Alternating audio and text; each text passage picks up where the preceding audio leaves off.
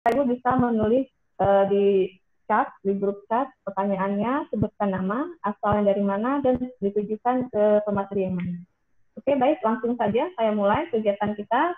Kita masuk ke sesi pertama, di mana sesi pertama ini akan disampaikan materinya itu oleh Ibu Dr. Niayu Fasidah Fuadiah, SSI, MPD, atau biasa dipanggil dengan Ibu Diah. Assalamualaikum Ibu Diah. Oke. Oke, baik. Ibu Diah ini nanti akan menguraikan apa tren riset dan artikel di poin 4.0 menuju 5.0. Oke, Ibu Diah ini merupakan lulusan dari S3 UPI Bandung dan juga pernah dokter program Bioriset Universitas UPI Bandung, dan saat ini Ibu bertugas di FKIP Universitas Negeri Palembang sebagai Ketua Prodi Program Studi Pendidikan Informatika. Nah, kalau melihat dari CV-nya ya, untuk dari pengabdian sampai luar biasa, bahwa dan banyak hasil karya beliau bisa di beberapa jurnal internasional, yang terbaru itu disebutkan di jurnal fisik French Reader ada tahun 2009. Oke, baik, untuk Ibu Diah, waktu dan tempat kami persilakan. Waktunya 15 menit ya Ibu. Ya, suara saya cukup jelas terdengar? Jelas Ibu. Ya. Jelas. Cukup, jelasnya cukup. Ya, terima kasih atas kesempatan yang diberikan kepada saya, Ibu Moderator, Ibu Sarah. Ya, Assalamualaikum warahmatullahi wabarakatuh.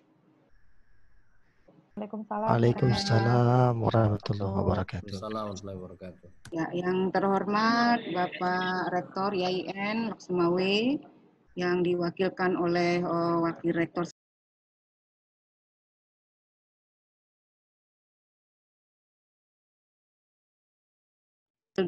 Dekan dan teman-teman panitia dan seluruh peserta yang ada sekitar 330 peserta yang tersebar dari seluruh Indonesia. Terima kasih atas kehadirannya. Ya, baik.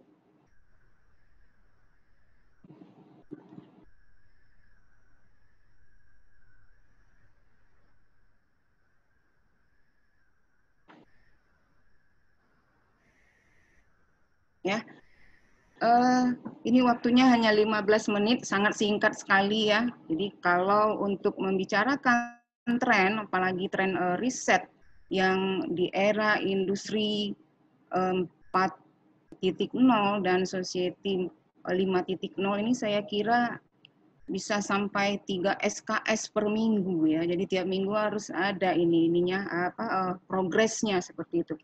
Tapi saya akan coba selama 15 menit ini untuk berbagi ya.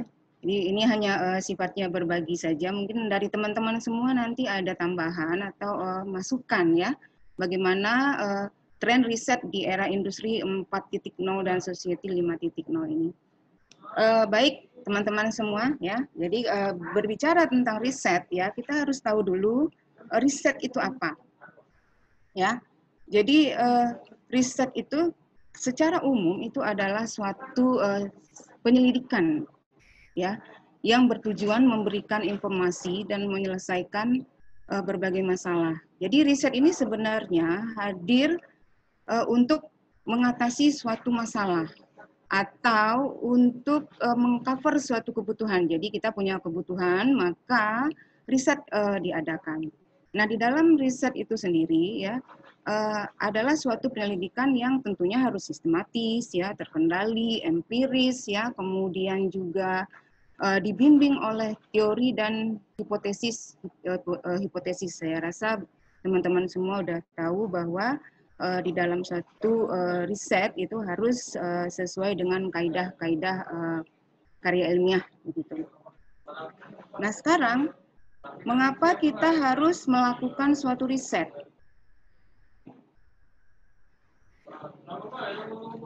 Ya, mengapa kita harus melakukan suatu riset?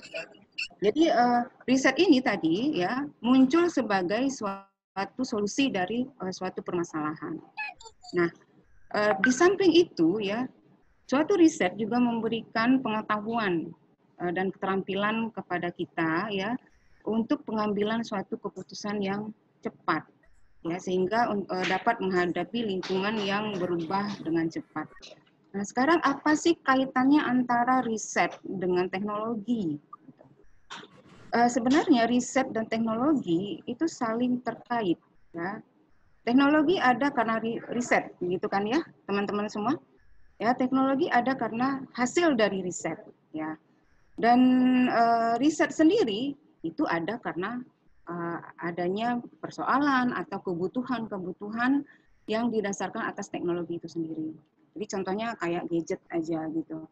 Ya, gadget HP kita ini setiap bulan ya, jadi bukan setiap tahun lagi, setiap bulan dia berganti, padahal pada saat kita membelinya barangkali itu adalah gadget yang paling canggih. Tapi sebulan, 2 bulan enggak lagi karena muncul tipe-tipe yang baru. Itu karena apa? Karena kebutuhan ya, adanya mungkin persoalan di dalam teknologi yang kita gunakan pada saat itu, sehingga dibutuhkanlah suatu inovasi ya. Inovasi ini kan didapat melalui suatu riset. Jadi antara riset dan teknologi ini saling terkait ya. Jadi hubungannya sangat erat sekali. Riset yang di sananya ada inovasi itu akan melahirkan suatu teknologi. Teknologi juga nanti akan mendorong suatu riset. Baik. Nah, di sini saya nggak akan menjelaskan secara detail ya apa itu era industri 4.0 dan era society 5.0 ini ya. Saya hanya menyampaikan, mungkin teman-teman semua juga udah tahu apa itu industri 4.0 dan society 5.0. Nah, dari tahun kelahirannya ini industri 4.0 ini lebih duluan lahir dibandingkan dengan society 5.0. Nah, society 5.0 ini saya istilahkan saja untuk society 5.0 ini society 5 ya, dan industri 4. Itu lahir sebagai suatu media untuk keseimbangan pencapaian ekonomi dan penyelesaian problem sosial. Jadi industri 4 ini itu kan melahirkan suatu problem sosial yang kemudian diatasi dengan society 5. Nah, industri 4 ini ya, ini lahir pada tahun 2011, kemudian di society ini pada tahun 2016. Nah, apa ciri khas dari industri 4 ini? Yaitu adanya komunikasi secara real time ya, kapan saja dengan berlandaskan pemanfaatan teknologi internet dan GPS ya, cyber physical system. Nah, sekarang apa karakteristik dari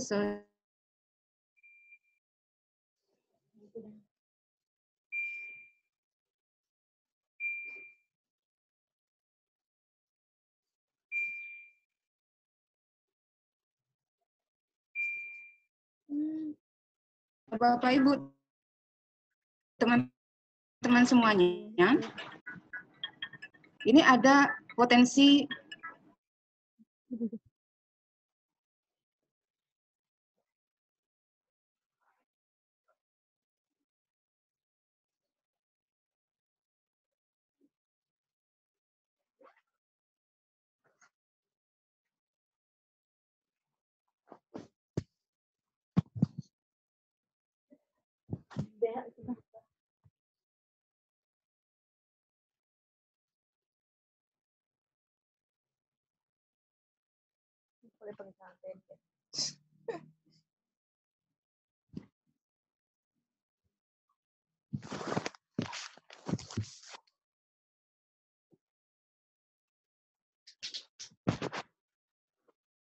Ada dia sepiring belum?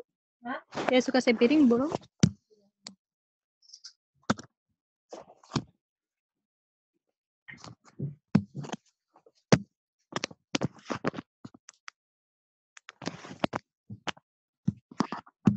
Maaf Pak Ibu, apakah bisa di-mute ininya, speakernya? ya. Maaf maaf ada kendala sedikit ini PowerPoint saya apakah terlihat terbaca dengan jelas teman-teman semua? Terbaca Bu. Sudah masuk. Ya, sudah masuk ya. Mohon maaf tadi ada kendala sedikit ini tiba-tiba saya keluar ya. Ini bisa terlihat Bapak Ibu? Ya, bisa Bu. Ya, sudah bisa. Ya, kita lanjut ya.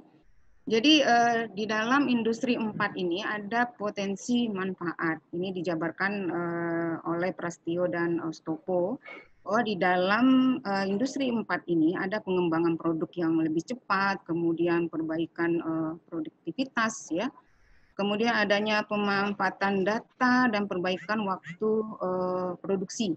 Kemudian proses penciptaan manufaktur yang lebih efisien, cerdas, dan on demand ya, yang dapat dikustomisasi. Nah, kemudian, ada beberapa aspek dari industri 4 ini. Kenapa ini nanti ini saya perlu jabarkan bahwa ini nanti berkaitan dengan riset-riset kita nantinya. Jadi nantinya riset yang akan kita lakukan itu ada 14 yang menjadi tren saat ini. Jadi teman-teman bisa mengembangkan ya aspek-aspek ini menjadi riset-riset teman-teman sendiri. Yaitu pertama adalah standarisasi, itu yang aspek yang pertama. Yang kedua adalah pemodelan. Kemudian yang ketiga ini jaringan komunikasi. Terus safety and security, sumber daya manusia, hukum, efisiensi sumber daya, kemudian teknologi GPS, smart factory, bisnis, desain kerja, services, manajemen dan organisasi, serta yang terakhir rekayasa produk end-to-end. Ya. Jadi teman-teman nanti bisa baca atau pelajari ini 4 aspek industri ini yang bagaimana. Oke. Nah ini, jadi Prastio dan Stopo ini meneliti tentang tren riset. Dari mana mereka ini mencari data, yaitu dari Scopus. Ya, kita ketahui bahwa Scopus ini adalah database artikel terbesar yang bereputasi yang juga menjadi rujukan kita semua. Nah, mereka mengidentifikasi 210 artikel penelitian ini dalam rentang waktu 2013 sampai 2016. Jadi setelah lahirnya era industri 4 ya. Nah, untuk melihat tren artikel ini di mana? Ya, artikel kan dibuat dari berdasarkan riset. Ya, kebanyakan seperti itu. Nah, jadi di sini akan terlihat tren riset yang bagaimana pada era industri 4 ini. Nah, penelitian yang ada di dalam Scopus ini itu dibagi menjadi 3 aspek. Jadi nanti dilihat trennya berdasarkan 3 aspek, yaitu dari metode penelitiannya, kemudian dari bidang industrinya, kemudian dari aspeknya yang 14 tadi. Nah, ternyata setelah didata ya, satu persatu dari artikel-artikel tersebut didapatkan ini hasilnya. Jadi dari metode penelitian ya, ternyata penelitian deskriptif dan konseptual itu yang terbanyak dilakukan. Ya. Nah, namun ada yang lain-lain lagi yaitu terapan, empirikal dan simulasi. Nanti kita akan melihat apa sih kaitannya ini dengan tren riset secara nasional ya. Katakanlah ini secara internasional. Nah, penelitian deskriptif itu sendiri adalah penelitian yang bertujuan untuk mengidentifikasi temuan berdasarkan fakta dan informasi. Dan konseptual itu sendiri, penelitiannya yang bertujuan untuk menghasilkan konsep atau ide. Nah, untuk bidang industri sendiri, yang bagaimana? Yang paling banyak risetnya, ternyata ada di manufaktur, yaitu sampai 53%. Nah, yang lain-lainnya mengikuti, yaitu ada di bidang bisnis 12% ya, kemudian riset di bidang edukasi 10%, riset di bidang teknologi informasi 9% ya, kemudian manajemen 8% dan lain-lainnya 8% juga. Jadi riset manufaktur ya yang memegang tren riset terbesar pada rentang waktu 2013 sampai 2016. Nah, sekarang bagaimana menurut aspeknya yang 14 tadi? Riset yang mana yang paling banyak dilakukan? Ya, nah ini masih ada di jalur bisnis, ya, jadi masih ada di jalur ekonomi, yaitu di bidang bisnis, ya, sebesar 15%, kemudian smart factory dan teknologi CPS, ya, itu memegang persentase terbesar ya riset menurut aspeknya. Nah, kalau kita lihat ya dari riset-riset yang ada ini semuanya ya didominasi oleh penggunaan teknologi. Ya. Manufaktur ya walaupun ini adalah suatu produksi tapi di dalam risetnya itu sendiri itu melibatkan teknologi, penggunaan teknologi. Ya, penggunaan informasi dan teknologi. Smart factory juga seperti itu. Seperti yang kita ketahui bahwa smart factory ini adalah pengembangan sistem manufaktur ya yang memproduksi secara otomatis ya cerdas, modular dan adaptif, dan ini pasti berkaitan dengan teknologi. Nah, di samping itu juga ada teknologi GPS ya. Nah, jadi yang tren-tren riset seperti ini kita harus melihat ya. Jadi kita harus melihat trennya sehingga kita bisa beradaptasi dengan tren-tren riset yang ada sekarang ini, yang berkembang sekarang ini. Nah, teman-teman semua, nah ini. Jadi kalau dilihat dari rentang waktu 2013 sampai 2016 itu jumlah riset itu selalu meningkat dan peningkatannya cukup signifikan. Dan ini menjadi tantangan bagi kita untuk mewujudkan teknologi industri 4.0 ini sesuai dengan juga target dan strategi dari pemerintah kita ya. Nanti kita akan bicarakan apa sih kaitannya seperti itu.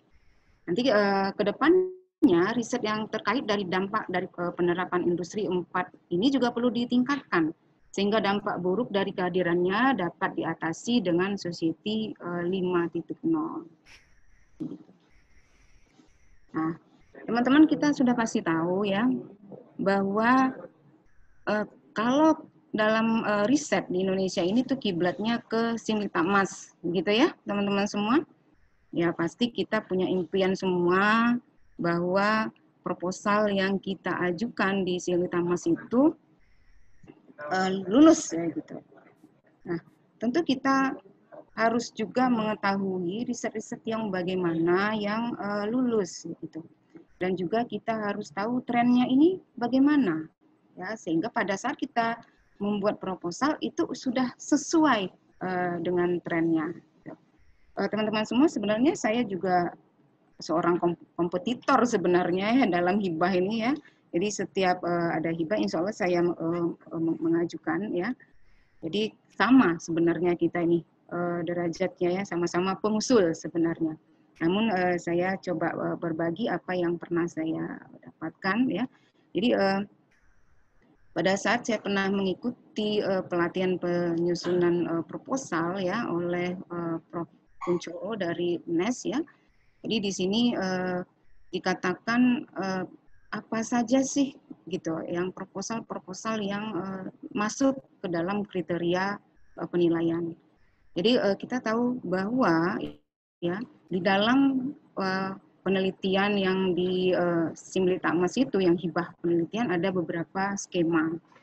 Nah, skemanya itu ada 3 cara garis besarnya, yaitu penelitian dasar, penelitian terapan, dan penelitian pengembangan. Nah, di 3 itu nanti dibagi-bagi lagi. Di sana ada, ya pasti teman-teman juga sudah pasti tahu bahwa ada penelitian dosen pemula, ya, penelitian pasca sarjana, kemudian penelitian terapan, penelitian kerjasama antar perguruan tinggi ya. Nah, Bu Dia, 5 menit lagi waktunya. Iya sebentar. Oke. Nah, kalau kita perhatikan ya penelitian-penelitian ini, nah coba dibaca ini bahwa penelitian dasar adalah menghasilkan prinsip dasar dari teknologi. Seperti itu. Nah, kalau untuk penelitian terapan, tadi ada 3 ya, ini yang kedua, yaitu berorientasi pada produk e-text yang telah tervalidasi. Yang ketiga adalah penelitian pengembangan. Nah, ini diarahkan untuk mengembangkan produk komersial. Nah, itulah makanya penelitian di bidang manufaktur itu memegang persentase terbesar, ya, berdasarkan bidangnya. Nah, ini karena tujuannya adalah untuk mengarahkan mengembangkan produk komersial. Nah, ini ada beberapa contoh judul ya. Jadi ini karena saya di bidangnya pendidikan, ada 5 contoh ya. Kalau kita lihat dari contoh-contoh ini, apa yang teman-teman dapatkan dari judul-judul ini? Ya, sudah pasti bahwa pembelajarannya berbasis pada IT. Nah, ini judul-judul seperti ini paling banyak mendominasi. Teman-teman bisa lihat ada pengumuman ya, pengumuman hibah itu ya. Jadi saya melihat pengumuman hibah, membacanya satu-satu, saya melihat gelagatnya ini kemana, begitu ya. Ternyata penelitian-penelitian seperti ini yang banyak lulus, ya, yaitu penggunaan media augmented reality, kemudian smart society yang semacam itu. Jadi mungkin teman-teman nanti yang berkonsentrasi di bidang pendidikan nanti bisa menyesuaikan judul-judul penelitiannya. Nah ini, jadi jangan lupa bahwa untuk tren riset kita nanti ya, itu pada dasarnya adalah menghasilkan prinsip dasar dari teknologi. Jadi diusahakan seperti itu teman-teman. Jadi berorientasi pada produk e-text dan diarahkan untuk mengembangkan produk komersial. Jangan lupa bahwa di dalam riset itu sendiri harus ada inovasi ilmu pengetahuan, ya, teknologi, seni, dan budaya untuk kepentingan masyarakat luas. Ya. Mungkin segitu aja. Nanti kita bincang-bincang lagi ya untuk kesempatan berikutnya. Saya rasa teman-teman ada banyak pertanyaan, nanti kita berdiskusi.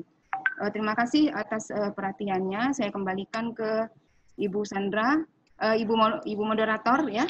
Assalamualaikum warahmatullahi wabarakatuh. Waalaikumsalam warahmatullahi wabarakatuh. Terima kasih Bu Dia, biasa semua pengalamannya lebih bahwa itu memang bahasa teknologi bisa menghasilkan inovasi yang digunakan oleh masyarakat luas. Oke, sesi kedua yang nanti akan membedah lebih dalam terkait riset ini, kita undang pemateri kita yaitu Ibu Khairiani MPSI. Beliau merupakan dosen FTIK Endok Semawe dan juga saat ini menjabat sebagai kepala jurusan Statistik Matematika. Nah, dalam hal pendidikan Ibu Khairiani atau biasa dipanggil Bu Yani merupakan lulusan dari National Taiwan Normal University dengan predikat cum-laude. Masya Allah ya. Oke, dari hal pengalaman beliau, baik itu publikasi maupun dalam hal penelitian juga luar biasa sifat kerjanya, dan kita akan langsung saja untuk mendengarkan pemaparan dari Ibu Yani terkait dengan pendalaman atau bedah dari riset di 4.0 menuju 5.5 Oke, kepada Ibu Yani untuk berkata kami silakan.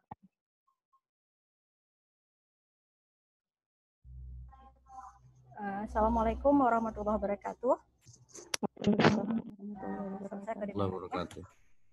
Alhamdulillah, terima kasih kepada kesempatan yang telah diberikan kepada saya untuk sesi kedua dalam kegiatan seminar dalam jaringan ini.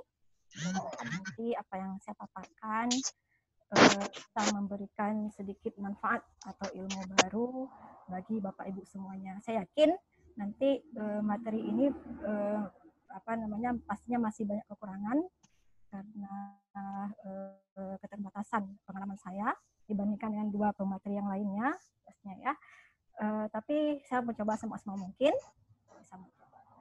untuk memaparkan materi ini. Saya share screen-nya. Oke, bisa terlihat ya screen-nya? Ya sudah Bu. Oke, alhamdulillah. Jadi karena tadi sudah Ibu Dia sudah memaparkan tren risetnya dalam era industri 4.0 menuju society 5.0 ya. Jadi saya kali ini akan memaparkan bagaimana kita sekarang baru trennya, sekarang bagaimana kita menulis artikelnya. Kita udah buat penelitiannya berdasarkan tren tersebut, kemudian kita ingin mempublikasinya, tapi sebelum kita harus tahu dulu bagaimana cara kita menulis biar bisa terpublikasi, ya. Dan jadi ini makanya saya hilangkan 4.0 sama 5.0-nya karena kayaknya hampir sama aja, mungkin nanti bisa diinikan saja ya. Oke, sebelum kita mulai, jadi saya ingin memulai presentasi ini dengan mengingatkan kita semua bahwa menulis itu adalah bagian dari tugas akademisi ya, tugas intelektual, dan menulis itu harus dibarengi dengan ilmu untuk menulis ya. Ada beberapa quote yang saya ambil, mungkin bisa jadi rujukan atau penyemangat ya. Kita mulai saja biar karena waktunya terbatas. Jadi ini adalah contoh susunan artikel penelitian yang biasa kita lihat di jurnal-jurnal. Biasanya kadang-kadang ada sedikit perbedaan, tapi ini yang satu contohnya ya. Jadi biasa dimulai dari judul dulu, kemudian abstrak, pendahuluan, metode, hasil, pembahasan, kesimpulan, dan referensi. Kadang-kadang ada artikel yang menggabungkan antara hasil dan pembahasan. Ada yang kesimpulannya tidak dibuat lagi karena sudah dimasukkan dalam pembahasan dan sebagainya. Itu nanti beda gayanya saja ya. Oke, kemudian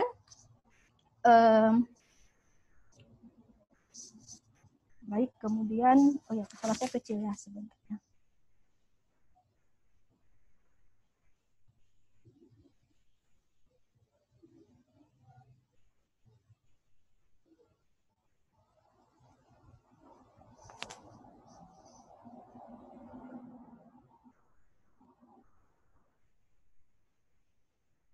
Oke, bisa kedengaran?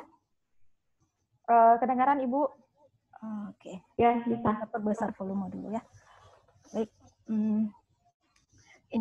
mengenai judul, mungkin saya yakin yang hadir di sini itu pasti sudah banyak yang pakar ya. Tapi tidak apa, mungkin kita mulai dari judul dulu. Mungkin perlu diingatkan bahwa kebiasaannya judul proposal dengan artikel itu berbeda. Kadang-kadang satu penelitian itu bisa menghasilkan beberapa artikel. Jadi ada juga memang satu artikel, tapi kadang-kadang kita ingin membuat judul yang berbeda. Seperti kita menulis, seperti penulis yang menulis novel atau cerita pendek, kita ingin judul itu bisa menarik minat pembaca. Dan yang kita fokus sekarang adalah bagaimana judul kita itu bisa menarik minat reviewer. Nah, Ibu Rina ini ya, gimana Bu Rina itu bisa tertarik ya. Jadi ada beberapa caranya. Mungkin kita bisa, kadang-kadang kita bisa membuat judul yang kita fokus kepada permasalahan yang kita temukan. Misalnya, saya kasih contoh yang kedua ini ya, kesulitan guru matematika SMP dalam menerapkan kurikulum 2013. Penelitian seperti ini sudah sangat umum. Kalau kita cek di Google Scholar itu, banyak sekali akan muncul judul seperti ini. Ya. Jadi, ketika kita punya penelitian yang umum, tapi kita ingin menampilkan sesuatu yang berbeda. Nah, seperti itu. Jadi, sehingga judulnya bisa jadi seperti ini. Nah, kami butuh pendampingan problematika implementasi kurikulum 2013 di kalangan guru matematika. Jadi dari mana kita bisa dapat judul seperti ini? Setelah kita menulis, setelah kita menganalisis data, ternyata ada satu tema yang muncul dari hasil analisis itu, sehingga kita ingin munculkan itu di judul. Nah, itu bisa salah satu caranya ya. Dan ada berbagai cara yang lain, kita bisa diskusikan dengan orang-orang yang sudah berpengalaman. Kemudian kita juga bisa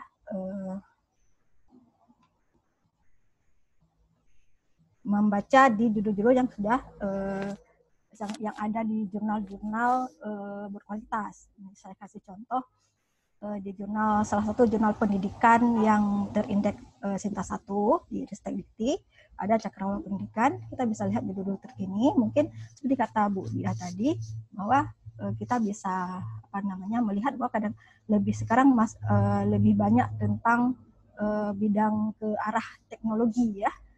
Bidang pendidikan, ini adalah salah satu judul salah satu judul-judul di artikel salah satu jurnal Q1. Q1 itu jurnal terindeks di Skinego, dan mungkin perlu diingat Scopus itu bukan tidak harus Q1 ya. Scopus itu kadang-kadang Q4 juga masuk Scopus ya. Jadi di atas Scopus itu masih ada lagi sebenarnya, ada Web of Science dan sebagainya ya. Jadi ketika kita di Indonesia mungkin masih level Scopus, di dunia itu sudah level lebih dari itu lagi. Tapi nggak apa-apa, kita harus mulai dulu dari yang mungkin yang bawah dulu ya. Tidak mungkin kita harus langsung bisa ke atas. Tapi ini kita bisa mempelajari dari artikel-artikel jurnal yang berkualitas sebagai bahan pembelajaran kita. Jadi kita tidak seperti apa istilahnya, tidak seperti katak di bawah tempurung atau katak di dalam sumur kalau istilah kawan saya. Kita cuma bisa melihat langit itu, kita memang bisa melihat langit tapi terbatas sekali, terbatas sumur itu ya, bukan. Langit itu luas sekali, jadi sampai seperti itu. Jadi kita harus bisa membaca yang selama ini sudah terjadi di dunia itu sudah apa ya. Kemudian baik, saya tidak akan lama-lama di judul, kita langsung melihat abstrak. Nah, saya yakin Bapak Ibu sudah tahu, sudah paham betul bagaimana menulis abstrak. Dan ini ada strukturnya ada 6. Dari 6 ini ada 3 yang wajib ya. Sedangkan 3 yang ini itu opsional saja. Kadang-kadang dipakai, kadang-kadang enggak. Kapan kita memutuskan kita menggunakan yang lain? Ya kita lihat, misalnya kita mau submit ke satu jurnal, kita cek bagaimana tren di abstrak di jurnal tersebut, atau mungkin ada guide for authornya. Kita harus baca itu ya dengan detail. Nah, saya langsung aja kasih lihat abstrak. Ini saya ambil dari tadi jurnal Cakrawala Pendidikan. Mungkin ini bukan artikel yang paling bagus, tapi kita bisa jadikan satu contoh. Jadi ada namanya orientation. Orientation itu kita kayak memperkenalkan di mana letak penelitian kita, atau di mana signifikansinya penelitian ini, ya, atau area penelitian tersebut. Kemudian diikuti dengan pemaparan tujuan. Ini wajib tujuan ya. Tujuan. Kadang-kadang memang kita abstrak itu langsung penelitian ini bertujuan. Ada yang seperti itu lihat tren di jurnal tersebut. Kalau di jurnal yang ilmu sosial kayak ilmu pendidikan biasanya tidak langsung seperti itu. Kita harus mulai dulu dengan pengantar dulu orientation-nya. Kemudian kita deskripsikan sedikit tentang metode kita pakai. Jadi metode ini singkat saja. Di metode ini kita paparkan metodenya apa, kemudian siapa yang jadi subjek atau partisipannya, kemudian instrumennya kalau ada apa. Jadi salah satu kesalahan penulisan abstrak atau metode di penulis Indonesia itu yang bisa saya lihat adalah ketika menulis penelitian kuantitatifnya, instrumen penelitian adalah peneliti. Ya, itu jangan dipakai itu ya. Nah, itu kita tahu itu penelitian adalah salah satu instrumen, tapi kita itu nggak dimasukkan yang di sini. Kemudian result and interpretations, ada kita paparkan hasilnya secara ringkas yang menjawab pertanyaan penelitian tadi atau tujuan penelitian. Kemudian apa signifikansi dari hasil tersebut. Nah, ini ya, ini contoh 1. Kemudian contoh abstrak yang kedua, ini saya paparkan bahasa Indonesia karena mungkin saya yakin ada beberapa orang dan peserta yang mungkin agak susah memahami bahasa Inggris. Jadi saya lihat kita paparkan yang bahasa Indonesianya. Nah, ini salah satu contoh abstrak bahasa Indonesia yang ada di artikel di jurnal terindeks Sinta ya. Kemudian di sini kita lihat orientasinya seperti ini. Jadi ini adalah judulnya tentang kesulitan guru kelas rendah dalam menerapkan pembelajaran tematik terintegratif. Ini juga topik yang umum. Nah, nggak apa, topik umum yang sangat sering dilakukan. Jadi kita lihat di sini orientasinya apa. Nah, bahasanya kemudian diikuti dengan tujuan penelitiannya. Kemudian diikuti oleh metode. Jadi di metode ini kita memaparkan pendekatan yang kita pakai, jumlah partisipannya, kemudian instrumen penelitiannya, kemudian hasilnya. Nah, ini yang saya suka di bagian akhir ya. Ini sering sekali dalam dalam abstrak di jurnal itu kita harus kasih tahu bahwa kita juga akan mendiskusikan penelitian lanjutan dari hasil yang kita dapat itu kita akan menyarankan beberapa penelitian lanjutan. Itu juga kita paparkan sedikit di akhir abstrak ya. Kemudian baik abstrak, kemudian lanjut ke pendahuluan. Nah, ini pendahuluan banyak ya, banyak ininya, tapi biasanya dia terdiri dari tiga hal. Saya yakin sudah paham semua. Paparkan area penelitian kita, perlihatkan celah yang ada di antara area penelitian, kemudian kita menyebutkan tujuan penelitian kita untuk mengisi celah tersebut. Nah, situlah intinya bahasa yang kita pakai, cara kita membawa ketiga topik ini dengan bagus ya. Ini adalah satu contoh. Ini kebetulan saya sedikit rajin ini menerjemahkan di bawahnya ya. Jadi ada bahasa Inggris di atas, di bawahnya itu terjemahannya. Jadi intinya adalah perlihatkan signifikansi dari penelitian, dari topik kita. Kemudian yang paling penting perkaya citasi ya. Kita jangan malas membaca, jangan malas mempelajari apa yang sudah terjadi tren di dalam topik itu sekarang. Jadi citasi terbaru di sini disebutkan, kita lihat tentang reformasi kurikulum ya, dibahas ini judulnya tentang kesulitan guru sekolah dalam dalam menerapkan kurikulum 2013. Topik yang tadi itu ya. Jadi seperti ini ada kita lihat, kita baca apa yang terjadi sama ini. Jadi di sini dipaparkan, saya lihat bahasa Indonesia aja ya. Kita katakan bahwa memang reformasi kurikulum itu terjadi memang di seluruh dunia. Kita ambil contoh, ada fokus-fokus yang berbeda di berbagai kawasan. Nah, ada di kawasan Asia, ada di Belanda dan seterusnya. Kemudian kita masuk ke Indonesia. Kita bawa seperti itu ya. Nah, mungkin ini ini lanjutannya, nanti bisa dibaca sendiri ketika ini kita nggak bisa bahas detail sekali ya. Kemudian ini contoh paparan penelitian yang kurang bagus ya. Nah, ini sering terjadi kayak deskripsi mahasiswa menurut kami ya, kayak gini. Jadi kita cerita panjang lebar, itu bahasa kita jangan seperti itu. Kita cerita bisa, kita boleh cerita, kita fokus ceritanya, fokus ke permasalahan kita dan kutip dari referensi. Jangan dengan bahasa dan klaim kita sendiri ya, itu nggak diterima oleh reviewer ya. Reviewernya bisa langsung nak gitu baca Bu Rina ya Bu. Ini. Jadi kemudian tadi kita udah paparkan area penelitian, kemudian kita memperlihatkan celah yang ada di seluruh penelitian yang ada. Jadi di sini ini kebetulan saya agak tidak, karena terlalu panjang saya tidak menerjemahkan langsung aja bahasa Inggrisnya. Jadi kita di sini dikatakan memang telah banyak penelitian yang berfokus pada kesulitan guru matematika dalam menerapkan K13. Nah, tetapi, itulah celahnya. Tetapi apa yang belum ada? Kita cerita di sini. Kemudian kita kasih alasan, seterusnya. Kemudian apa lagi? Nah, ini tujuan kita, yang biru ini tujuan. Kita paparkan tujuan kita yang mengisi celah tadi. Nah, kemudian kita bisa tambahkan lagi mungkin celah yang lain. Jadi katanya selama ini penelitian tentang kesulitan guru itu biasanya mengambil pendekatan kualitatif. Nah, sedangkan kami di sini akan mengambil pendidikan mixed method atau pendekatan campuran ya, yang menggunakan instrumen bla bla bla. Jadi kita memperlihatkan kekhasan kita di mana yang berbeda dengan yang lain, dan kemudian kita dengan kekhasan itu apa yang kita bisa paparkan, apa yang kita bisa hasilkan. Ini di pendahuluan kita bisa berharap dari ini apa yang kita bisa hasilkan, kita cerita di sini. Itu kontribusi kita nanti di situ ya. Oke, baik, sudah 2 ya, tadi udah abstrak, sudah pendahuluan panjang lebar. Kita masih ada waktu ya. Oke. Metode, nah metode ini penting sekali. Ada 3 strukturnya dan 1 yang penting, deskripsi ya. Deskripsi itu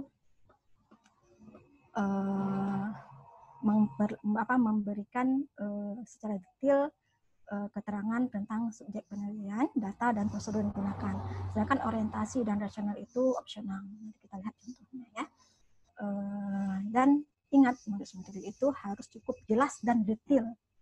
Jadi ketika peneliti atau pembaca membaca metode kita, mereka bisa meniru langkah-langkah itu untuk melakukan penelitian yang serupa. Nah, itu intinya. Jangan disembunyikan ya. Jadi harus detail dijelaskan apa yang sudah kita lakukan. Ya, itu yang wajib. Kemudian ketika metode yang kita pakai itu baru atau mungkin masih asing di kalangan pembaca yang ilmu yang topik kita itu, kita bisa menjelaskan apa makna metode tersebut ya.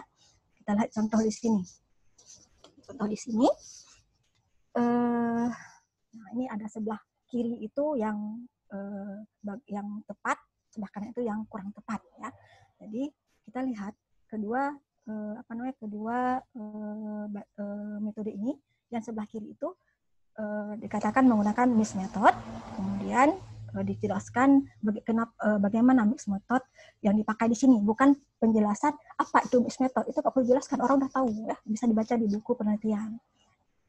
Karena bagaimana mixed method yang digunakan dalam penelitian ini, yaitu dengan menggabungkan metode kuantitatif, deskriptif, dan kualitatif deskriptif dalam mengumpulkan dan menganalisis data. Nah, ini yang dipakai di penelitian ini. Kemudian pengumpulan data dilakukan dengan apa, instrumen apa yang digunakan, kemudian data analisis dengan apa. Jadi di sini dikatakan data analisis dengan menghitung persentase untuk setiap komponen kesulitan. Nah, persentase itu kemudian rumus persentase itu diperoleh dari ini referensinya, kemudian analisis dengan analisis isi dari referensinya seperti ini. Nah, coba kita lihat sebelah kanan. Sebelah kanan ini pendekatan penelitian dilakukan adalah pendekatan deskriptif kuantitatif. Deskriptif kuantitatif memiliki makna bla bla bla. Nah, itu nggak perlu. Ini adalah sudah definisi baku yang memang orang udah tahu semua, jadi nggak perlu dijelaskan lagi ya, di hal ini. Jadi yang sebelah kanan ini nggak menggambarkan apa yang dilakukan di penelitian, jadi ini keliru ya, dihindari yang seperti ini. Oke, kemudian deskripsi tentang subjek atau partisipan. Nah, jadi yang sama juga sebelah kiri itu penelitian menggambarkan tentang satu partisipan yang terdiri dari seberapa orang, kemudian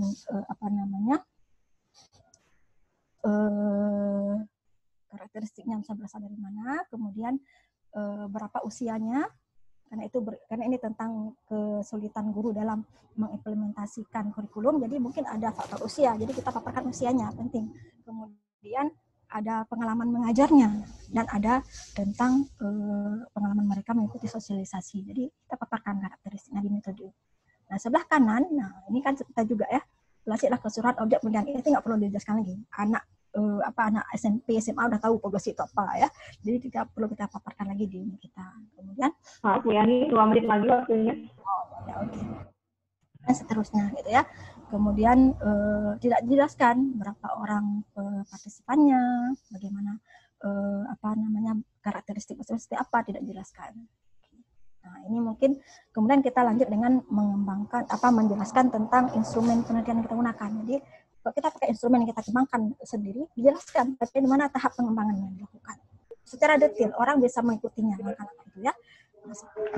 Kita dibaca sendiri nanti. Nah, kemudian saya juga memberikan satu contoh satu contoh metode yang memberikan yang ada unsur orientasi dan rasionalnya. Jadi ini nanti bisa dibaca sendiri. Ini dipakai seperti tadi karena kita menggunakan metode yang mungkin jarang dipakai di bidang itu. Jadi kita menjelaskan mengapa kita pakai itu dan apa maknanya. Bisa dilihat nanti. Kemudian oke, kemudian pemaparan hasil. Di sini cara memaparkan hasil kuantitatif. Yang perlu diingat adalah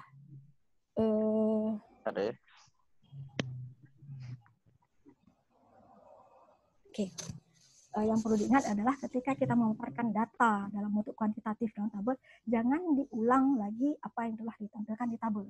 Orang bisa baca langsung di situ, nggak usah didetailkan sedetail apa yang ada di tabel, nggak usah. Ambil aja rangkumannya atau berikan ulasan saja seperti di sini ya. Jangan diulang lagi, data itu cukup sekali aja. Atau secara tertulis ya. Kemudian kalau kualitatif, soroti atau ulas tema yang muncul dari hasil analisis dan ilustrasikan dengan dari data. Nanti, kemudian pembahasan juga bagian paling sangat kompleks ya, waktu kita terbatas bisa dilihat, dan hal penting yang mungkin perlu dilakukan ketika dalam ilmu sosial, dalam penelitian sosial, jangan mengklaim langsung secara membabi buta ya. Kita harus pakai kata-kata kayak mungkin. Jangan hal ini karena bla bla langsung. Tapi mungkin salah satu faktornya adalah bla bla. Kenapa kita bisa katakan itu? Kita harus merujuk ke referensinya. Dan ketika kita menemukan masalah, kita bisa keluarkan solusi dengan juga merujuk kepada referensi. Kemudian perhatikan hasil yang tidak diprediksi, itu sangat penting ya, dan sangat menarik reviewer kalau kita bisa membuat ini, dengan selalu kaitkan dan bandingkan temuan dengan literatur. Kalau bisa disinkronkan dengan literatur yang kita pakai di pendahuluan, jadi lebih koherensnya ini kita. Kadang-kadang kalau pengalaman saya itu, kadang-kadang kita ketika menulis hasil itu, kita pembahasan itu kita dapat dapat referensi baru yang tidak kita tampilkan di bukan kita balik lagi nggak apa, kita tambahkan referensi itu di pendahuluan sehingga bisa connect ya. Kemudian kesimpulan jangan mengulang hasil kesimpulan ya. Jadi kita teman itu adalah merangkum temuan utama, rekomendasi, kemudian kontribusi kita paparkan, kemudian rekomendasi untuk melanjutkan, dan juga kadang-kadang kita juga perlu memaparkan apa batasan penelitian kita. Jadi kalau kita bisa memberikan batasan, bukan berarti kita menunjukkan kelemahan, tapi kita melihat batasan ini terjadi dan kita bisa perbaiki untuk orang yang menilai ke depan ya. Jadi dia bukan cuma bukan merendah ya, tetapi kita memberikan fakta ya. Kemudian referensi itu gunakan manajemen tools, jangan manual ya. Sekarang banyak sekali. Bu Yani. Oke, nah ini sudah. Kemudian, nah jadi apa yang kita lakukan seterusnya? Ya, mulailah menulis, jangan asik berpikir aja ya, menulis, langsung menulis, nanti diskusi lagi dengan orang yang ahli atau dengan teman-teman, lakukan revisi. Nah itu hal yang sangat kalau pemula itu sangat capek ya. Tapi jangan menyerah, insya Allah akan ada akan berhasil. Ya. Jangan Bu Yani. Reviewer menolak ya. Nah, mungkin itu saja dari saya. Terima kasih untuk semuanya.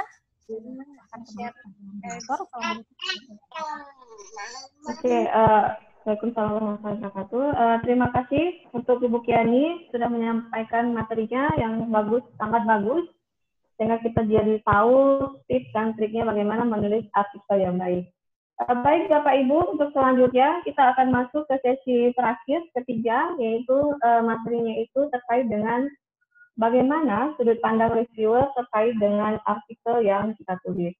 Nah, materi ini akan disampaikan oleh Ibu Dr. Rina Oktavianti. Beliau merupakan dosen di Universitas Serang Raya Banten.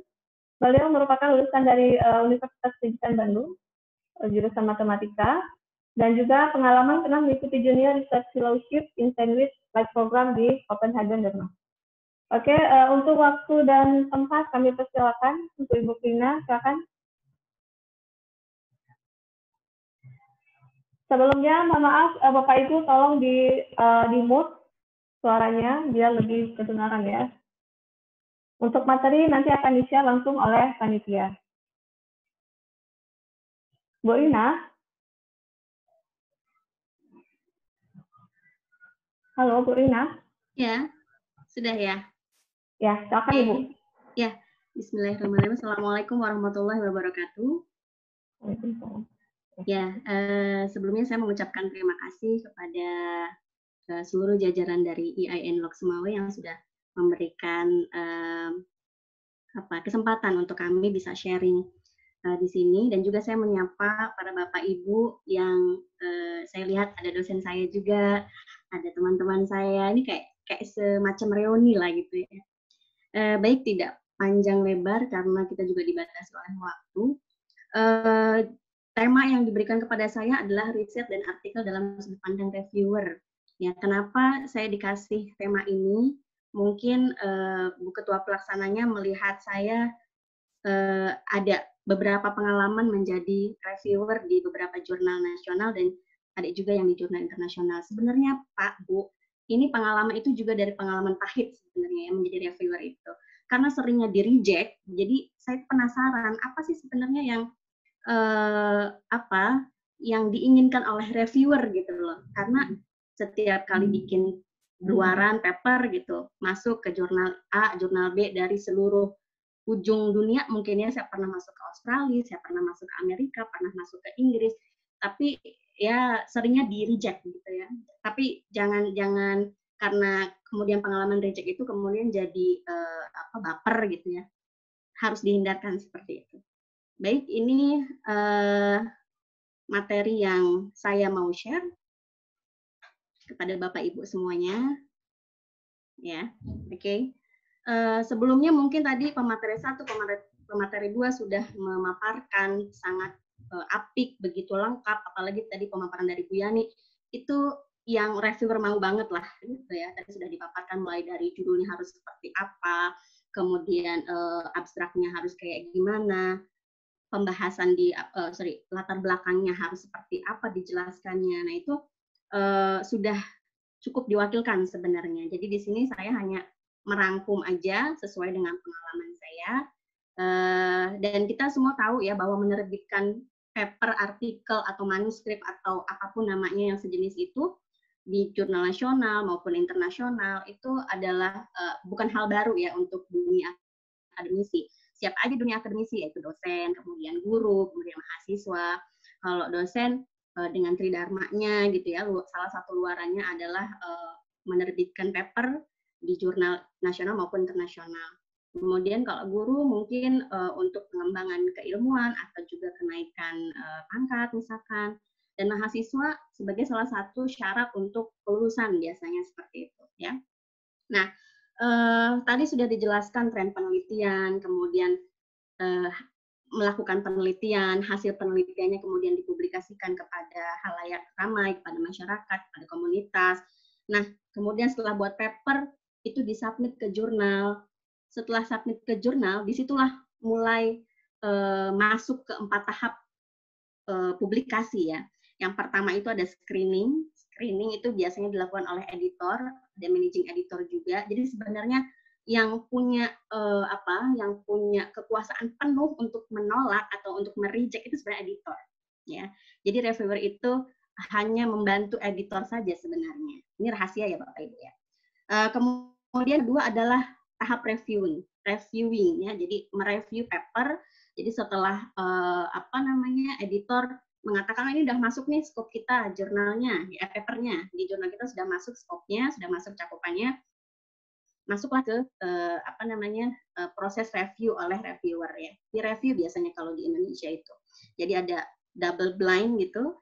Kita nggak tahu paper siapa yang akan kita review, dan review juga nggak tahu papernya itu direview oleh siapa. Seperti itu.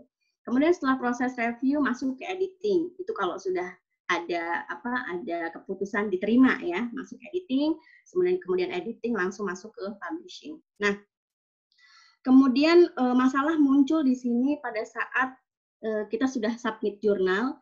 Nah, ternyata menulis artikel atau submit artikel sesuai guideline atau sesuai template aja itu nggak cukup.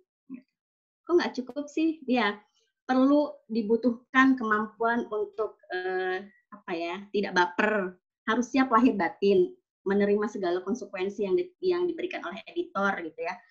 Bapak Ibu yang sudah punya pengalaman di reject banyak pasti senyum-senyum deh gitu ya. Bagaimana perasaan sakitnya gitu ya di reject, padahal kita itu nulisnya udah berhari-hari, bermalam-malam gitu, ratusan purnama mungkin ya, kita nggak tahu gitu, tapi tiba-tiba di reject. Nah, kemudian juga harus mudah move on, yaitu pesan dari saya ketika kita mau submit paper. Nah, kenapa kok harus siap dengan perasaan-perasaan itu? Karena begini nih, kita lihat ya. Nah, halo. Nah, seberapa kenalkah kamu dengan balas perijekan paper gitu ya? Sudah hafal mungkin dengan balas email seperti ini. Yang pertama, nih, bla bla bla bla bla. Nah, ada awalnya manis gitu. Dijelaskan gitu kan. Thank you for submitting your manuscript, bla bla bla. Nanti ada however, I don't think our journal is the right place. Nah, jadi kesannya tuh kayak kalau ada orang hubungan misalkan gitu, kamu tuh terlalu baik buat aku gitu. Jadi makanya cari orang lain aja, seperti itulah perasaannya ya. Nah, ini masuk kategori soft rejection, ya, soft rejection. Jadi itu yang pertama, karakteristik dari rejection. Makanya kita harus tahan banting, harus bisa move on, ya.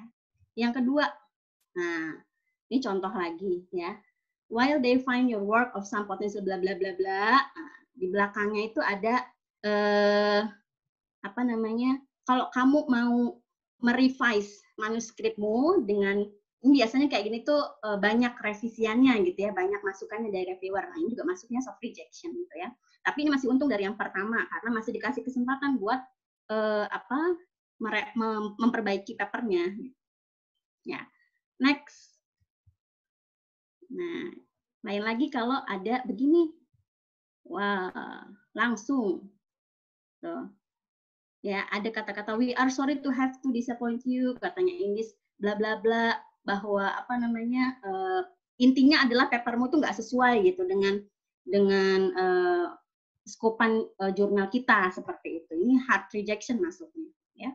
Kemudian yang kedua, ini ada kata-kata di sini ini lebih ini lagi, lebih parah lagi gitu. Your manuscript was recently rejected from your first choice, katanya. Jadi ketika masuk ke jurnal itu aja, ketika submit aja itu udah suatu kesalahan gitu lah. Intinya seperti itu. Jadi langsung di reject gitu. Ya, itu hard rejection. Nah, kemudian yang ketiga ini apa namanya memberikan kesempatan untuk revise and resubmit. Nah, resubmit itu nanti masuk lagi proses review. Jadi banyak langkah-langkah yang harus dijalani seperti itu. Makanya kita butuh perasaan yang happy gitu ya dalam menjalankan proses submit ini gitu. Nggak baperan. Kalau baperan ya udah males gitu ya. Saya juga dulu kayak gitu, tapi dengan berjalannya waktu gitu ya, alhamdulillah meskipun berapa puluh paper yang di reject nggak bosen gitu menerima rejekan ya. Nah, kemudian ini mungkin apa ya, situasi hati ya. Aku ketika sekuat tenaga menghabiskan puluhan malam gitu menyelesaikan manuskrip, lalu dibilang your article is out of scope gitu. Cuman gitu aja ya. Itu kan sakitnya luar biasa gitu. Kita udah bekerja susah payah, udah melakukan penelitian, kemudian papernya juga di reject gitu. Nah, langsung hancur hatinya, ambiar ya. Oke. Tapi tidak perlu berlama-lama dalam kesakit hatian Bapak Ibu karena waktu terus berjalan ya. Nah, jadi kita harus tahu dulu nih proses sebenarnya proses masuk ke apa namanya jurnal itu seperti apa sih gitu ya. Yang pertama di review proses ya. Nah, ini kalau boleh dilihat dari diagram ini ketika Bapak Ibu mensubmit paper ya. Nah, itu yang pertama kali bekerja adalah editornya. Nah, jadi editor itu men-screening. Men-screening di sini melihat apakah paper itu masuk yang pertama plagiarism dulu, cek plagiarism ya. Kalau misalkan batas rata-rata cek plagiarism sudah sesuai dengan jurnal tersebut, maka lanjut gitu. Yang kedua, misalkan melihat keahlian atau cakupan dari paper itu dengan cakupan jurnal, apakah sesuai. Ya, berarti bukan berarti paper yang di-reject itu adalah nggak bagus. Boleh jadi kita salah tempat gitu. Ya, jadi jangan terlalu bersedih hati, berkecil hati begitu. Barangkali seperti itu ya. Kemudian setelah editor men-screening awal, ini kayaknya udah cocok nih, pas gitu. Maka masuklah ke proses review gitu. Ya, jadi reviewer yang volunteer di situ di jurnal itu di info bahwa ada paper yang harus kamu review. Nah, masing-masing reviewer sebenarnya kita punya SOP ya, SOP umum seorang reviewer itu sudah banyak berseliweran di Google ya, sudah banyak Elsevier mengeluarkan, kemudian Wiley juga mengeluarkan. Di jurnal-jurnal nasional juga suka ada guideline untuk reviewer gitu ya. Jadi kita nggak semena-mena langsung reject tanpa ada alasan. Gitu. Tapi kalau misalkan di Indonesia jurnal nasional skala untuk perijekannya tidak sebesar kalau kita submit di luar seperti itu. Itu menurut pengalaman ya. Nah, kemudian setelah reviewer itu mereview papernya, kemudian masukkan lagi ke editor melihat. Nah, kalau reviewernya itu mengatakan bahwa oh ini di reject ya, kan ada pilihan tuh, ada pilihan biasanya apakah revisi, ataukah di reject, ataukah resubmit begitu. Kalau misalkan reviewer mengatakan resubmit gitu, tapi kemudian editornya mengatakan oh ini nggak cukup direvisi aja, nggak perlu resubmit. Nah itu jadi editor yang memutuskan gitu ya sebenarnya. Jadi pintu gerbangnya itu pintu masuk dan pintu keluarnya itu ada di editor gitu ya sebenarnya. Tapi kemudian reviewer juga menjadi salah satu pertimbangan editor dalam memutuskan. Gitu. Nah setelah ada keputusan diterima, kemudian sudah direvisi, dimasukin lagi, diterima, ya sudah masuklah di situ proses editing, kemudian copywriting, dan sampai akhirnya publishing. Gitu, ya. Nah ini ininya skemanya ya sama seperti yang sebelah kiri. Nah banyaknya kasus penolakan gitu ya. Apa sih sebenarnya yang menjadi masalah ketika suatu paper itu di reject gitu. Nah, ini ya. Yang pertama nih dari editorial screening itu ya, ini ada beberapa hal yang dilihat oleh editor. Ada plagiarisme seperti tadi sudah saya sampaikan. Kemudian yang kedua, paper tersebut adalah resubmission of published work. Artinya paper yang dimasukin itu paper yang sudah ada sebelumnya, jadi kayak repetitif gitu, jadi kayak pengulangan gitu, nggak ada sesuatu yang greget gitu, nggak ada sesuatu yang berbeda. Itu bisa jadi pertimbangan untuk mereject paper. Kemudian yang ketiga, insufficient data, jadi datanya nggak lengkap gitu, nggak kuat. Strong why-nya itu tidak dimasukkan oleh peneliti, oleh penulis seperti itu. Nah, biasanya terlihat di hasil dan pembahasan yang kurang signifikan ya, kurang disampaikannya kurang smooth gitu. Nah, kemudian yang keempat tidak sesuai dengan jurnal gitu ya. Paper yang kita masukin, yang kita submit itu tidak sesuai dengan jurnal. Itu menjadi salah satu pertimbangan perijekan atau penerimaan dari editorial. Kemudian yang kelima, poor writing, apalagi kalau bahasa Inggris gitu ya. Saya pernah masuk ke jurnal di Australia yang dimana British banget gitu. Nah itu saya ya diacak-acak di bahasanya gitu ya. Bahasa Inggrisnya mungkin tidak sesuai gitu.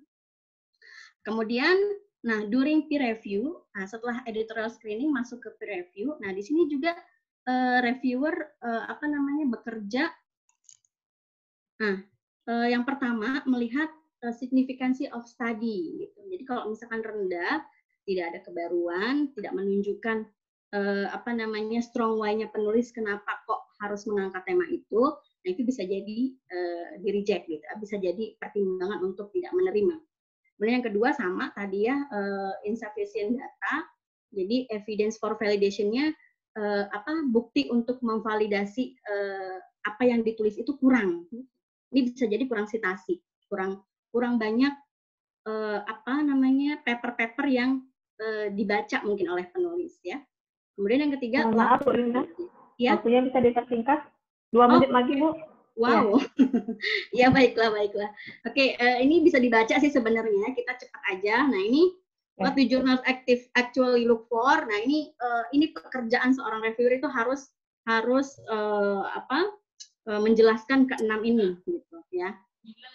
Nanti bisa dibaca. Nah common mistake, saya mencoret mistake, kenapa? Saya menggantinya something need to be clarified. Jadi harus diklarifikasi oleh penulis gitu ketika si reviewer itu menilai gap analysis, research milestone, bla bla bla dan lain sebagainya ya. Sudah habis ya?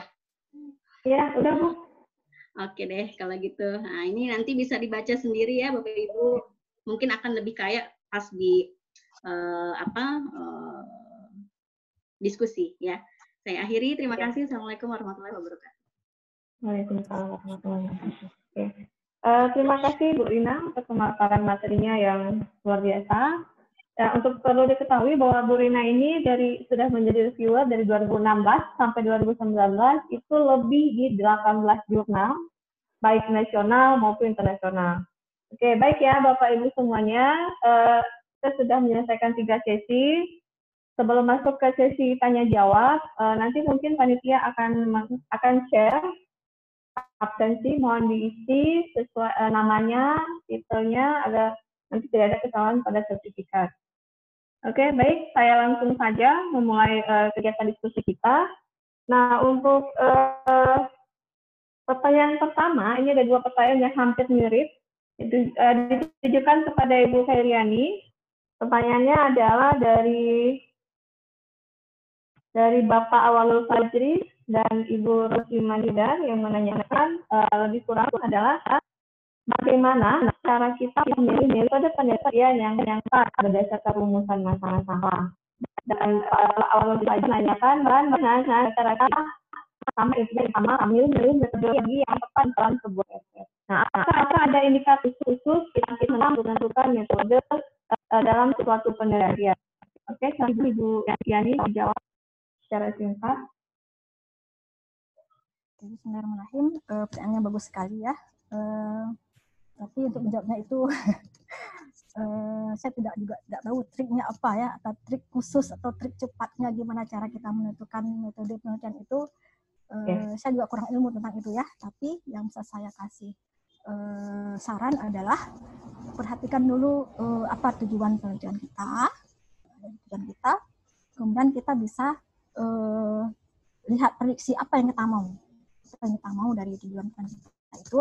Misalnya apa kita pengennya pengennya penelitian kita itu memaparkan misalnya data yang besar sehingga bisa digeneralisasi untuk satu lingkup yang luas.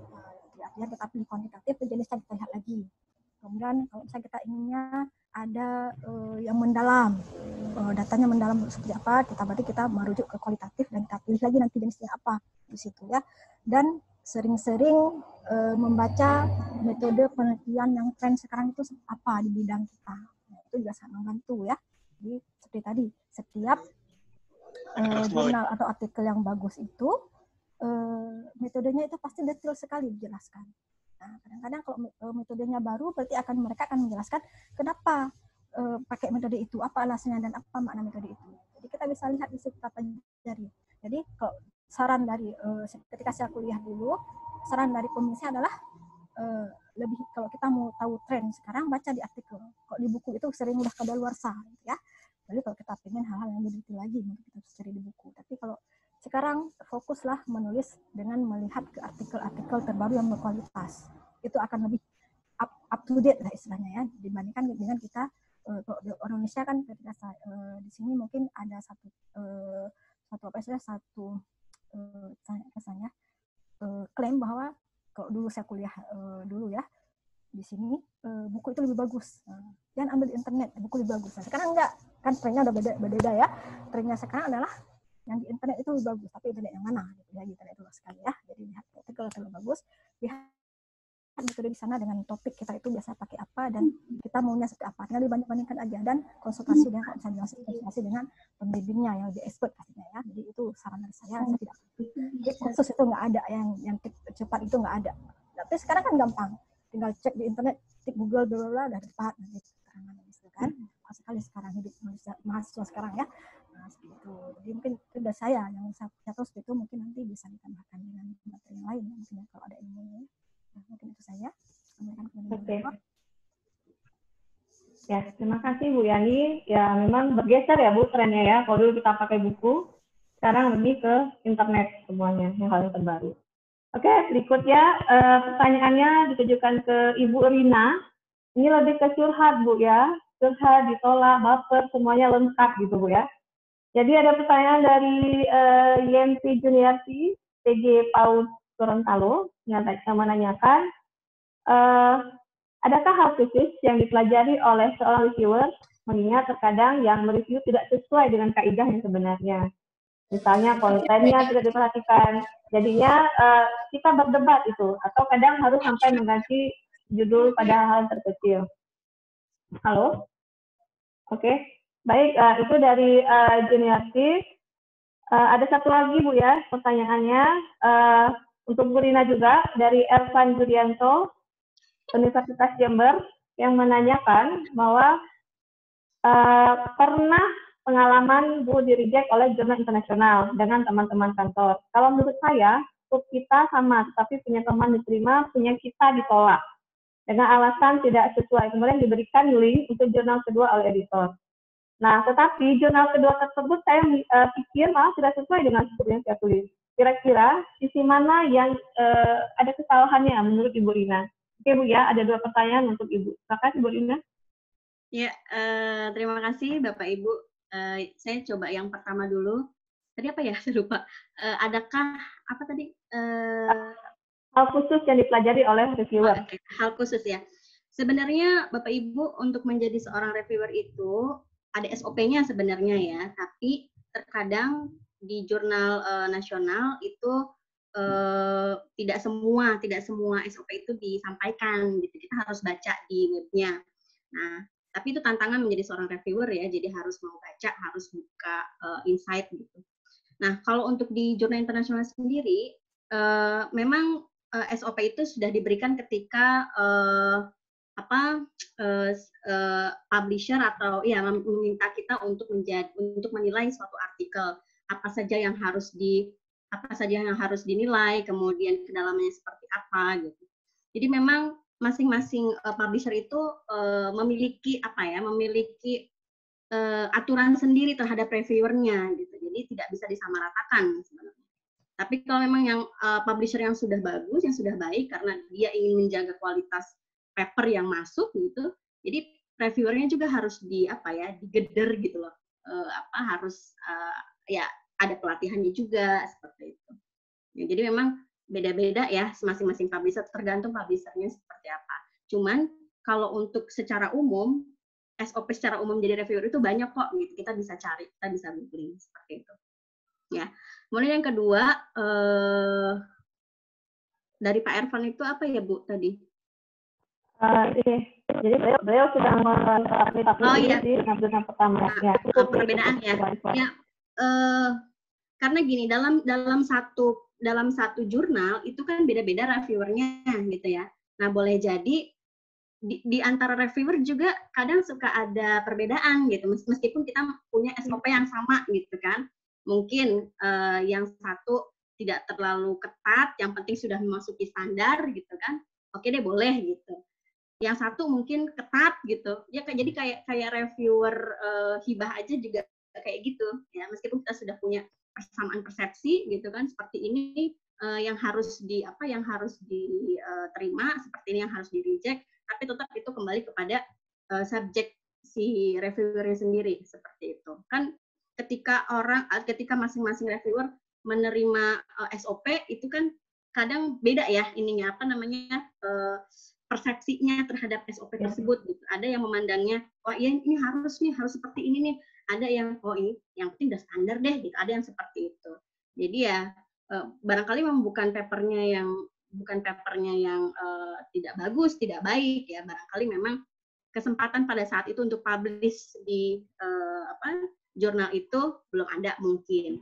Atau kalau memang misalkan jurnalnya menyediakan reviewer, jadi kita bisa milih reviewernya, nah itu bisa dimanfaatkan gitu. Karena ada beberapa jurnal yang boleh gitu kita assign reviewer ke yang misalkan kalau saya tuh nge-review di Bolema ya, Bolema jurnal. Nah, itu karena ada orang yang men-suggest saya gitu. Seperti itu. Ya. Itu bisa dijadikan sebagai dimanfaatkan lah gitu. Ya, mudah-mudahan. Oke, terima kasih Bu Rina. Ya, biasa Bu ya, baper ya kalau ditolak itu pasti kita ya inginnya move on gitu ke yang lain. Oke Bu, terima kasih Bu Rina. Baik, berikutnya ini ke Ibu Diah. Ada juga 2 pertanyaan yang sudah saya pilih. Yang pertama dari Ibu Rohati, Universitas Jambi, yang menanyakan bagaimana menentukan level TKT untuk tiap jenis penelitian. Misal, TKT penelitian pengembangan itu di grade 7-9. Bagaimana kita bisa memastikan bahwa TKT kita itu sudah di level 8? Oke, itu yang dari Ibu Rohati, Universitas Jambi. Silakan Ibu Diah dijawab.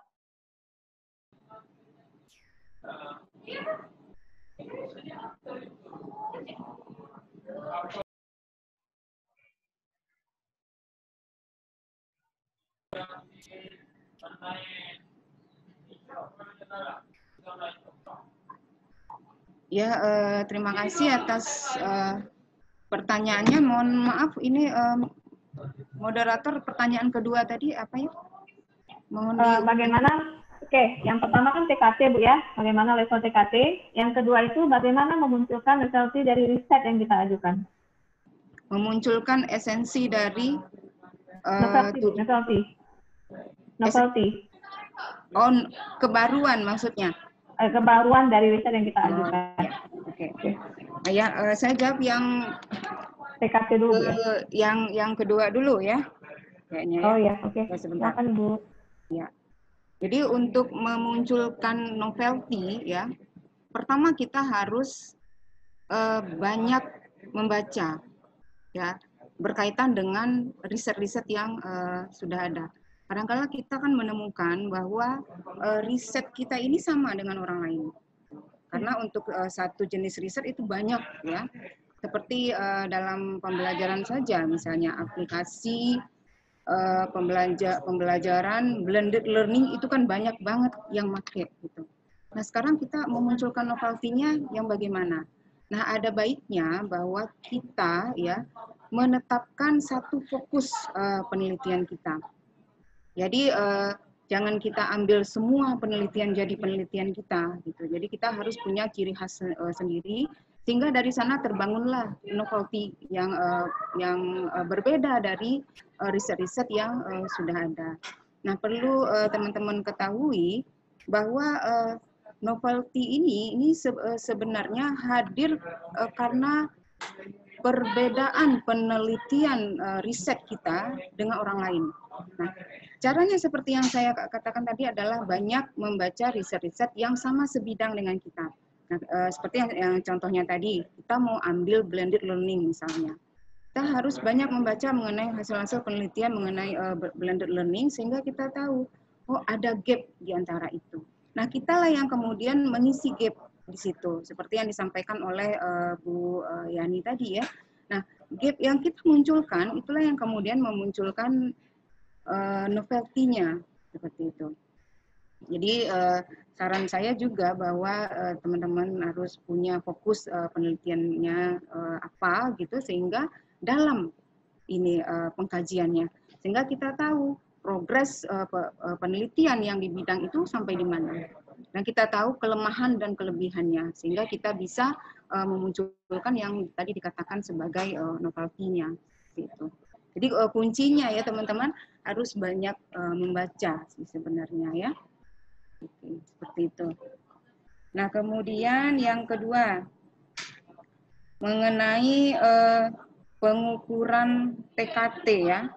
Jadi ini sebenarnya memang jadi persoalan ya. Saya juga suka bingung ini mengukur TKT-nya itu bagaimana. Jadi mungkin bisa saya sharingkan. Ini ada, nah ya, ada berapa tahapan TKT ya. Jadi mungkin ini nanti bisa saya sharingkan, ada beberapa tahapan TKT itu yang dari yang pertama yaitu TKT yang pertama ini prinsip dasar dari teknologi, kemudian formulasi konsepnya, pembuktiannya, validasi, kemudian demonstrasinya, kemudian sistem. Ya, nah kira-kira penelitian kita itu adanya sampai di mana? Jadi tadi kan ada 3 teman-teman ya, bahwa ada 3 yaitu penelitian dasar, penelitian terapan, dan penelitian pengembangan. Nah, dari sana ini teman-teman tahu semua nggak yang TKT itu tingkatan tahapannya itu yang mana? Ya, jadi ada 9 ya, ada 9 TKT mulai dari prinsip dasar sampai ke penggunaannya secara operasional. Jadi teman-teman bisa menilai ya penelitian teman itu sampai di mana, apakah penelitian dasar ataukah di terapan ataukah di pengembangan. Nah, di dalam perumusan TKT itu biasanya ada indikatornya ya, kemudian juga dijelaskan ya. Jadi ini untuk penelitian yang bagaimana saya kurang tahu ya Ibu ya, penelitian itu yang bagaimana seperti itu. Jadi mungkin saya kurang bisa menentukan ini TKT-nya sampai di mana. Jadi di sana bisa nanti dipelajari dari 1 sampai 9 tingkat kesiapan teknologinya sampai di mana. Nah, kalau misalnya kita penelitian dasar itu mungkin TKT-nya hanya sampai 1 dan 2 seperti itu. Nah, misal kalau kita ke penelitian terapan ya, di mana sudah ada penggunaan laboratorium, kemudian aplikasinya ke lapangan ya, itu bisa kemudian juga ada pengembangan model, pengembangan prototipe ya, itu nanti bisa TKT-nya sampai 6 seperti itu Ibu. Ya.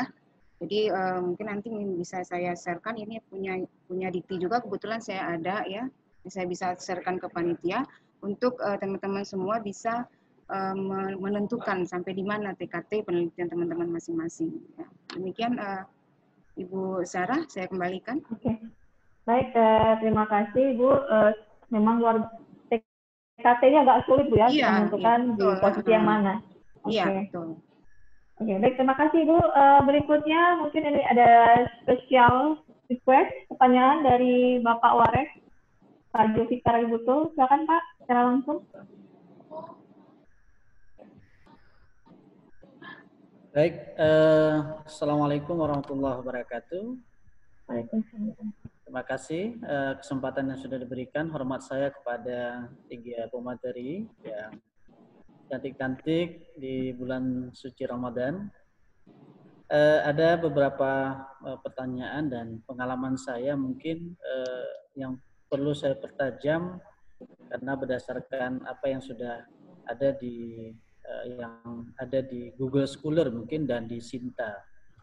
Jadi pertanyaan saya tidak lari ke teknis penulisannya, tetapi ada case dari saya, ada masalah dari saya itu ada beberapa tulisan yang sudah masuk di Google Scholar, tetapi tulisan itu belum terindeks di Sinta.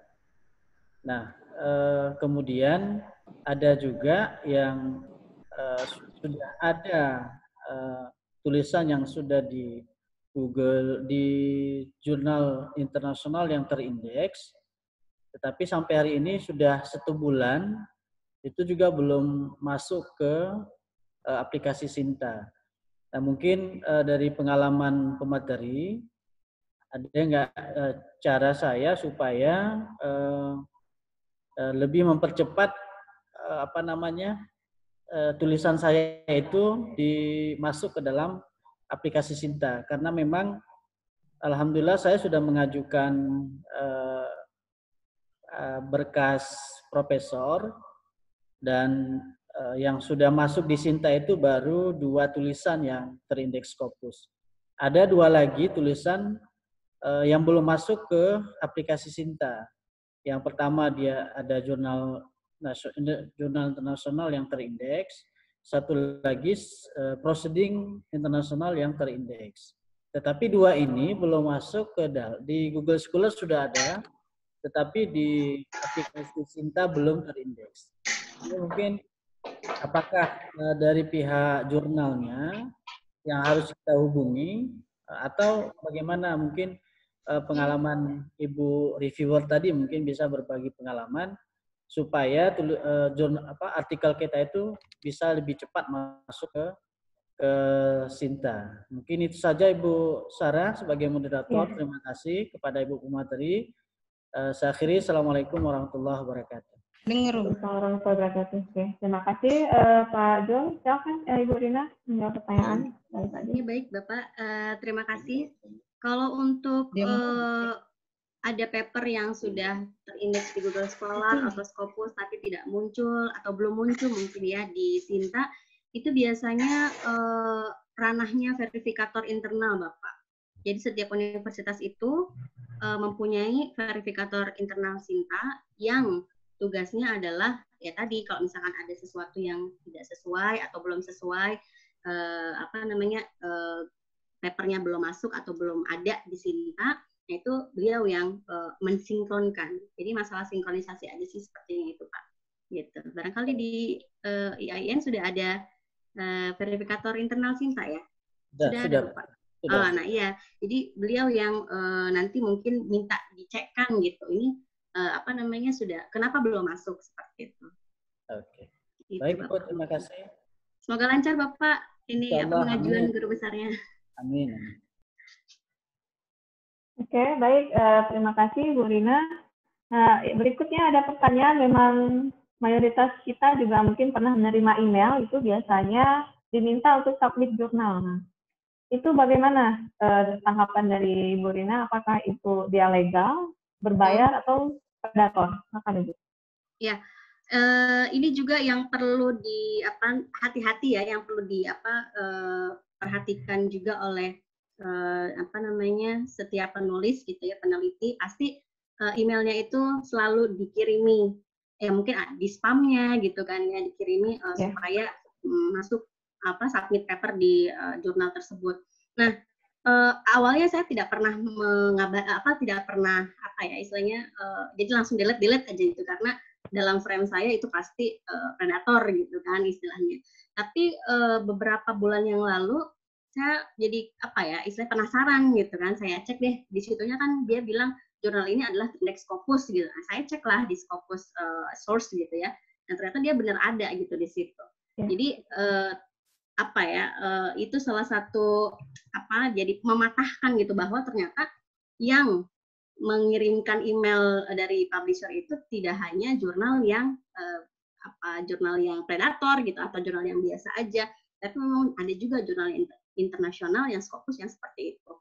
Nah, yang harus dilakukan adalah kita jangan asal submit gitu ya. Jadi harus dicek dulu. Kalau misalkan di situnya terindeks DOAJ, ya berarti kita ngeceknya ke DOAJ. Gitu. Bener nggak gitu dia terindeks di sana? Apakah statusnya continue? Apakah statusnya putus? Gitu kan? Nah, itu juga yang perlu diperhatikan. Di Scopus juga yang paling up to date itu mencari jurnal ada di scopus.com ya Bapak Ibu, bukan di skema GoJR-nya.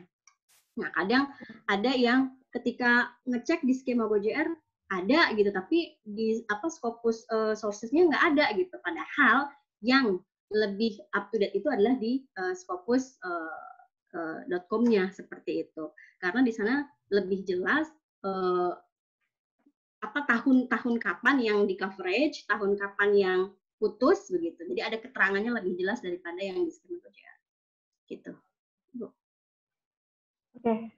Terima kasih Ibu Rina. Baik, mungkin mengingat waktu ini sudah 15 menit lagi, menuju jam 12. Saya rasa banyak pertanyaan, tapi intinya hampir-hampir sama. Yang pertama mungkin kita dosen ini ingin tahu bagaimana sih trik menulis yang baik, itu bisa dijelaskan. Lalu bagaimana sih tren ini supaya kita bisa menulis dengan lebih baik. Karena apa itu trik yang Rina katakan, kita bisa lebih jauh dan internasional. Oke. Terima kasih Ibu semua seninya yang luar biasa. Saya rasa juga kita semua mungkin dengan setelah hari ini sudah bisa nih mulai memikirkan ide apa sih tren sekarang sesuai dengan bidang keahlian kita masing-masing, lalu mulai menulis. Jangan hanya memikirkan ya Bapak Ibu, tapi kita mulai menulis. Dan harus berani untuk men-submit ke nasional dan internasional. Dan satu hal seperti kata Ibu Rina, itu jangan baper kalau ditolak, harus move on, coba lagi, dan coba lagi. Benar ya Ibu Rina ya? Oke. Baik, terima kasih ya Ibu-Ibu semua, untuk Ibu Dia, Ibu Rina, Ibu Yani. Mungkin untuk mengakhiri acara kita ini, ada closing statement dari Ibu Dia dulu, lalu dengan Ibu Yani dan Ibu Rina. Silakan. Terima kasih ya. Jadi intinya teman-teman seperti ini. Kalau kita mau meneliti ya, jangan hanya sekedar jadi hayalan saja ya. Jadi harus dicurahkan, dijadikan suatu proposal. Kemudian kita juga banyak membaca. Dan jangan lupa kita ambil satu fokus penelitian sehingga Bapak Ibu semua punya roadmap penelitian yang jelas. Nah, kemudian tadi juga saya ada melihat pertanyaan, gimana sih cara melihat jurnal-jurnal yang predator ya? Jadi teman-teman nanti bisa lihat di bill list ya, kalau nggak salah billlist.net ya, di situ ada daftar jurnal-jurnal yang predator ya. Jadi seperti yang dikatakan Ibu Rina tadi, bahwa jurnal-jurnal yang kadang ada di di Scopus, di Simago JR ya, SJR, tapi nggak ada di Scopus ya, atau sebaliknya seperti itu. Jadi untuk teman-teman yang mau mengirimkan artikelnya ke jurnal juga harus dicek dulu apakah jurnal yang akan dikirimkan ini adalah jurnal predator seperti itu. Mungkin seperti itu saja Ibu moderator. Terima kasih ya teman-teman semuanya. Baik, silakan Ibu Yani.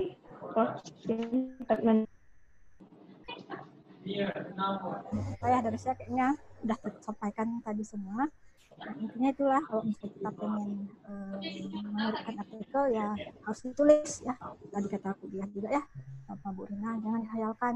Jadi walaupun tahu itu salah, tulis saja. Tulis, konsul, tanya ke orang, coba submit, baca hasil reviewernya, walaupun ditolak kadang-kadang tadi kata Bu Rina, walaupun kita ditolak ada dikasih masukan, kadang-kadang dikasih masukan reviewer, itu jadikan masukan untuk kita yang mungkin sesuai dengan prediksi perbaikan kita perbaiki. Ada kadang-kadang memang saya kadang-kadang saran reviewer itu kadang-kadang biasanya terlalu jauh, mungkin itu kita nggak pakai, jadi kita tetap objektif ya. Karena kadang-kadang misalnya dulu ada nasihat juga dari profesor saya, kita ingin mengeluarkan artikel mungkin yang istilahnya vegetarian, istilahnya apa istilahnya kalau Islam itu adalah daging, penuh dengan daging masakannya misalnya gitu, tiba-tiba tapi arah review itu ingin mengganti kepada vegetarian. Nah, itu kan jauh sekali ya. Jadi itu kita bisa kita abaikan, kita submit ke artikel ke jurnal lain aja dengan tidak fokus dengan punya kita ya. Tapi memang banyak masukan-masukan pastinya bermanfaat untuk kita yang kita bisa pakai. Jadi dengan semakin banyak ditolak, kita semakin tahu di mana kekurangan kita. Itu sebenarnya. Kalau saya dulu ketika pertama mensubmit itu sampai puluhan kali ditolak, ya mungkin lebih dari 10 kali. Sampai saya mau menyerah. Nah, itu baru pertama ya. Tapi terakhir ternyata kita belajar itu, tahapnya belajar, akhirnya udah tahu di mana celahnya, itu udah tahu di mana. Insyaallah seperti itu ya. Yang takut gagal itu saja. Terus yang tidak bisa. Terima kasih Ibu untuk waktu saya. Silakan Rina. Ya, baik, nambahin sedikit ya, Bu. Jadi banyak kesalahan atau bukan kesalahan ya, yang harus diklarifikasi oleh penulis dalam jurnal ya, dalam artikel, dalam papernya, yaitu adalah gap analisis. Ini yang paling sering terjadi. Gap analisisnya itu nggak ada gitu. Jadi banyak definisi-definisi aja. Padahal yang dibutuhkan dalam artikel, ingat ya Bapak Ibu, artikel ini bukan laporan penelitian, tapi artikel ini adalah intisari dari penelitian kita gitu. Jadi yang namanya definisi-definisi itu nggak perlu lagi disampaikan di artikel kita gitu ya. Jadi gap analisisnya yaitu perbandingan kondisi ideal dengan kondisi nyata yang sedang dihadapi subjek kita gitu ya. Kemudian yang kedua, minim sitasi. Meskipun penelitian kita misal terbilang baru gitu ya, tapi kita harus ada pendukung gitu. Kita harus mendukung, entah itu dari teori dari buku siapa, dari riset siapa gitu. Meskipun enggak inline gitu ya, tapi setidaknya ada penguat. Gitu. Kalau bisa ya inline dengan penelitian kita. Nah, kemudian yang ketiga adalah tidak komprehensif. Judul apa, abstrak gimana, pendahuluan seperti apa, pembahasan kok memunculkan makhluk baru gitu. Kadang saya suka kaget-kaget gitu ketika menilai, mereview, loh kok ada makhluk baru di pembahasan, padahal dia tidak diperkenalkan dulu di latar belakang ataupun di abstrak gitu, ya. Jadi Bapak Ibu jangan memperkenalkan makhluk baru yang belum diperkenalkan di latar belakang seperti itu.